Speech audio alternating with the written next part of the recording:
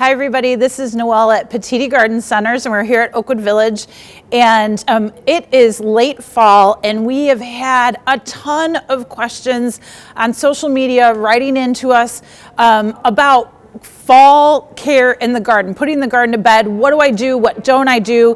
And so I wanted to cover some of those topics with you and just kind of go over all these questions with you. And it's not a lot, but there are three things that we're going to cover today. It's what to prune and what not to prune. Do we plant or don't we plant?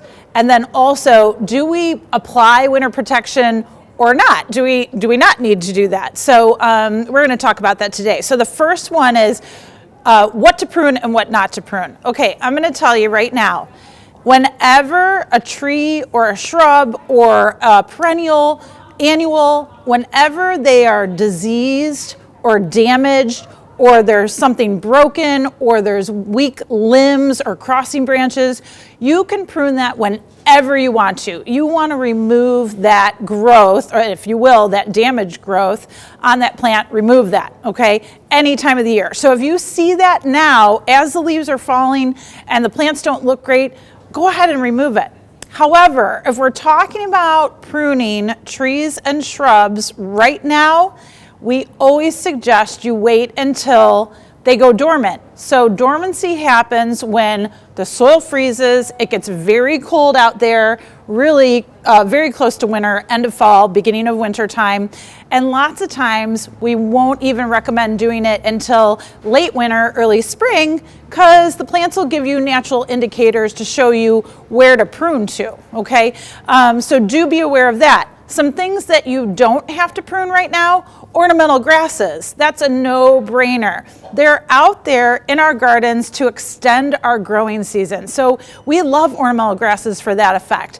If they're floppy, if they're breaking apart, if that type of thing is happening, then yes, go ahead and prune them down as low as you can go right now. But otherwise, if they look beautiful and are staying upright, enjoy them out in the garden all through winter, and then you can cut them back late winter, early spring. Angelo usually talks about March when we're doing that, okay? Perennials. There's some perennials that you can leave up too that look beautiful. Coneflower. They provide a natural seed bank for the songbirds, okay? Leave up the stonecrop sedum. They're a tall sedum. Their flower heads stay up all winter. Clematis. Your clematis vines can be very, very pretty and provide cover for the birds as well. So there are quite a few perennial plants. If you want to leave them up, you certainly can.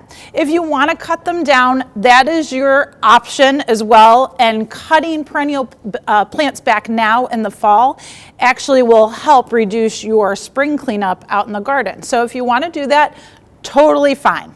Deadheading. If you want to deadhead, let's say your hydrangeas, because you want to dry and keep the flowers for indoor arrangements, that's fine. Deadheading is just removing the flower and then a short little stem underneath. The next topic, plant or not to plant. Believe it or not, fall is one of the best times to plant trees and shrubs.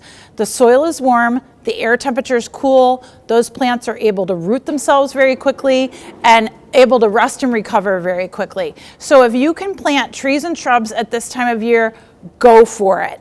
Put some amendments in your soil, organic matter, whatever you have on hand, compost, manures, composted leaves. We're going to be out there raking. So all of those things will help break up your soil, make it better draining, more nutritious soil for the plant material. Put in your biotone to really get those roots started, and then your plants are going to be really, really happy. The other plant that you want to plant right now, bulbs, okay? So if you're looking forward to spring color, plant your spring bulbs now. And you can do that until, again, the soil freezes. So we've got some time here.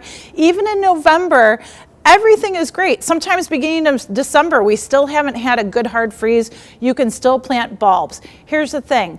Bulbs, when you're planting them later in the fall season, you can take advantage of sales. You can also take advantage of the fact that they won't pop up and start growing. Sometimes they do that during a warm fall if we plant too soon. So at this time of year, it really works out very, very well. Don't forget to put your bulb tone or your bone meal in that hole when you're planting, so that nutrition is available for those plants when they do start growing up in the spring. Okay, good. Let's see, winter protection or not. This is a little bit of a tough one, but I want to tell you that a lot of gardeners make the mistake of putting winter protective materials out on their plants too early. What you're looking for is you're really looking for that time where all of the leaves have fallen, it is very, very cold outside. Then you can go and use, let's say, 6 inches of mulch around those newly planted plants. Some of the perennials that might be shallow rooted, that kind of pop up and down during the winter months, those are really good plants to protect with mulch.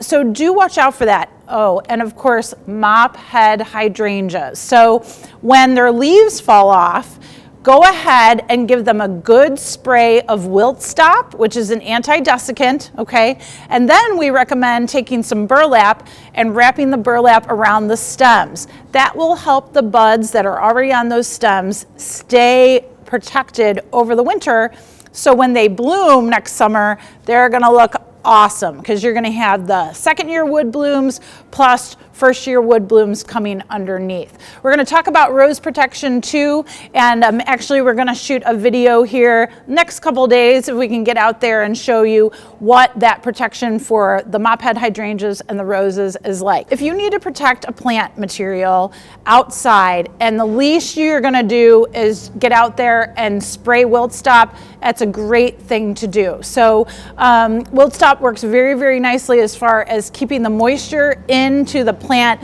leaves and the plant stems. So those broadleaf evergreens outside, like your rhododendrons, Paris japonicas, hollies, sometimes they curl over the winter because they're trying to keep the moisture in their leaves. You can go out there and spray them on a mild day, okay? So again, later in November, this is when we want you to start doing those protective tasks, but it's really a good idea to start thinking about it now, and you'll be ready to go. Okay, so what to prune and not to prune, plant or not to plant, and winter protection or not. If you have more questions, we're always available, Facebook, social media, whatever you like to do, and enjoy.